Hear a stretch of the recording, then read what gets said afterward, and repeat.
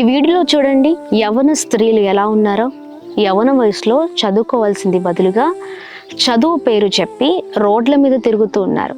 సాయంత్రాలు కాగానే జీవితాలను నాశనం చేసుకుంటున్నారండి. చీకటి బ్రతుకులు, చీకటి కోణాలు. కేపీహెచ్బి హైదరాబాద్లో భయంకరమైన దారుణం జరుగుతుంది. చూడండి, అమ్మాయిలు చదువుకోవాల్సిన వాళ్ళు సాయంత్రం వేళలో చూడండి చదువు పేరు చెప్పి తల్లిదండ్రులు మోసం చేస్తూ వారికి కావలసిన పాకెట్ మనీ కొరకు ఆ వ్యభిచారం చేస్తూ అందరినీ పురుషుల దగ్గరికి వెళ్ళి ఎలా దిక్కుమాలిన బ్రతుకుతున్నారు. ఇలాంటి వారు చాలామంది ఉన్నారండి. స్త్రీలనే కాదు, పురుషులు అందరూ రాత్రికాల సమయంలో ఈ చీకటి కోణంలో బ్రతుకుతున్న వారు అనేకులుగా ఉన్నారు.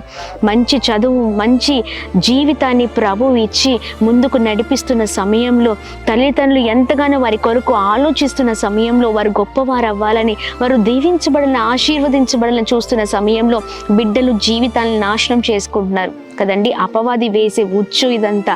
అపవాది భయంకరమైన పరిస్థితిలోనికి యవ్వనస్తులను తీసుకొని వెళ్తుండగా జాగ్రత్త. ప్రార్థన చేయండి, మీ బిడ్డల కొరకు ప్రార్థించండి. మీరు ప్రార్థిస్తే మీ ప్రార్థన బిడ్డలకి అగ్ని కంచుగా ఉంటుంది. బిడ్డలైన వారు చాలా జాగ్రత్త. ఏది మంచో ఏది చెడో ఆలోచించే వారిగా ఉండండి.